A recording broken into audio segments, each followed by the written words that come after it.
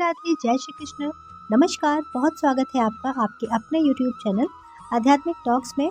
और मैं विभा मिश्रा हमेशा की तरह ये कामना करती हूँ कि आप सभी पर श्री हरि की कृपा हमेशा बनी रहे। दोस्तों, आज हम इस वीडियो में चर्चा करेंगे साल की पहली एकादशी, जो जनवरी में जो साल की पहली एकादशी आती है पौष महीने में, वो किस दिन हमें करनी है, जिसका नाम है सफला एकादशी। सफला एकादशी की तिथि जो है 6 को करना है या 7 जनवरी। तिथि कब से प्रारंभ हो रही है, कब समाप्त हो रही है, और व्रत का पारण हमें किस समय में करना है, जिसका शुभ मुहूर्त क्या है। और हम जानेंगे कि सफला एकादशी के दिन, जो अपने नाम से ही जानी जाती है कि सफल होने के लिए, कहते हैं कि सफला एकादशी का एक व्रत करने से हमें 1000 अश्वमेध यज्ञ करने का फल प्राप्त होता है। इन सब की जानकारी मैं आपको इस वीडियो में देती हूँ, तो आप वीडियो के साथ पूरा बने रहें, कहीं भी स्किप ना करें। यदि आप मेरे चैनल पर पहली बार हैं तो आपसे अनुरोध है कि आप चैनल को सब्सक्राइब ज़रूर करें। आशा करती हूँ कि वीडियो पसंद आएगा, तो इसे आप अपने प्रियजनों में शेयर भी करना बिल्कुल ना भूलें। तो वीडियो को शुरू करते हैं, समय को बिल्कुल भी ना गंवाते हुए। तो हम जानेंगे कि पौष कृष्ण पक्ष की जो एकादशी होती है, जिसे सफला एकादशी कहते हैं। सफला एकादशी की तिथि जो है वो 6 जनवरी को मध्य रात्रि 12:43 से प्रारंभ होकर 7 जनवरी को मध्य रात्रि में 12:46 पर समाप्त होगी। तो उदय तिथि के अनुसार सफला एकादशी का व्रत हमें 7 जनवरी को करना है, और व्रत का जो पारण है वो हम 8 जनवरी को दिन सोमवार के दिन करेंगे। क्योंकि कभी भी एकादशी का जो पारण है वो हमें द्वादशी लगने के बाद, हरिवासर का जो समय होता है वो समाप्त होने के बाद करना चाहिए। एकादशी तिथि में हमेशा जो पारण का जो महत्व होता है वो विशेष होता है। कभी भी पारण हमें द्वादशी तिथि ना लगे तो उसमें नहीं करना चाहिए। द्वादशी तिथि खत्म होने का भी हमें इस बात का ध्यान रखना चाहिए। तो चूँकि एकादशी तिथि जो है वो मध्य रात्रि में ही 12:46 पर समाप्त हो रही है 7 तारीख को रविवार को, तो आपको पारण जो है वो 8 जनवरी को सुबह करना है।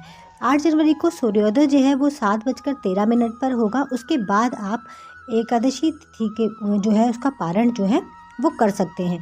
एकादशी का तिथि का जो पारण होता है वो द्वादशी तिथि में सुबह सूर्योदय के बाद 2 घंटे तक हम करें तो सबसे ज़्यादा श्रेष्ठ माना जाता है। तो आप जो है 7:15 के बाद पारण करें, और कम से कम आप उसको 8:30 बजे या कम से कम 9 बजे तक आप अपना पारण कर लें। अब हम जानेंगे कि सफला एकादशी का इतना महत्व क्यों है। धर्मराज युधिष्ठिर ने भी भगवान श्री कृष्ण से इस एकादशी के बारे में पूछा, तो भगवान श्री कृष्ण ने भी यही बताया कि यदि आपकी कोई मनोकामना है, आप किसी चीज़ में सफल होना चाहते हैं, तो पूर्ण श्रद्धा भक्ति से आपको सफला एकादशी का व्रत करना चाहिए। और कुछ लोग की मान्यता है कि हम एकादशी का व्रत करते ही नहीं हैं, तो क्या हम एक एकादशी का व्रत कर सकते हैं? देखिए, अगर आप श्रीहरि के भक्त हैं तो आप अपने पूर्ण मन वचन से एक एकादशी का व्रत भी कर सकते हैं। यदि आपकी कोई मनोकामना है, आप किसी चीज़ में सफल होना चाहते हैं, तो आप सफला एकादशी का व्रत, एक एकादशी का व्रत पूरी भक्ति से और जो है नियम पूर्वक अगर आप करते हैं तो आप किसी भी कार्य में जो है निश्चित रूप से सफल होते हैं। अब एकादशी तिथि का जो पालन होता है वो दशमी तिथि से ही प्रारंभ हो जाता है। महिलाएं और कन्याएं जो लोग भी एकादशी का व्रत करते हैं तो वो दशमी की तिथि को ही अपने बाल वगैरह धो लेते हैं, शाम को जो है दातुन वगैरह करके मुख अपने आप साफ कर लेते हैं, और दशमी तिथि से ही सात्विक भोजन ग्रहण करते हैं, जैसे कि लहसुन प्याज खाने में नहीं होना चाहिए, अंडा मीट मछली का प्रयोग हमें नहीं करना चाहिए। क्योंकि इस बार एकादशी तिथि आप जो है व्रत जो करेंगे वो रविवार को है, तो दशमी तिथि का पालन आपको शनिवार से ही शुरू करना है।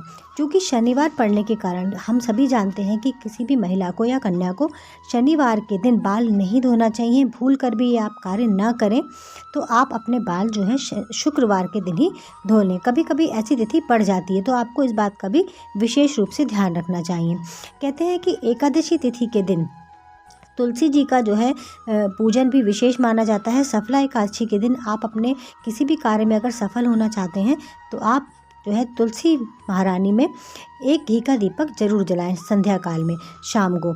तुलसी जी में एकादशी के दिन जल नहीं दिया जाता, मान्यता है कि एकादशी के दिन तुलसी महारानी भी श्रीहरि की पूजा में संलग्न रहती हैं। उनका भी उस दिन श्रीहरि के लिए व्रत उपवास होता है, तो वो आपका जल ग्रहण नहीं करती। इससे उनका व्रत जो है खंडित होता है और वो हम इससे पाप के भागी बनते हैं। इसलिए तुलसी जी को एकादशी के दिन जो है उनके पत्ते भी नहीं तोड़ने चाहिए, उनमें जल भी नहीं देना चाहिए।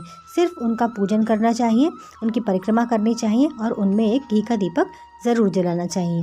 इस प्रकार करने से आप अपने किसी भी कार्य में निश्चित रूप से 100% सफल होते हैं। तो मैं आशा करती हूँ कि आपको मेरा वीडियो पसंद आया तो प्लीज़ लाइक शेयर कीजिएगा।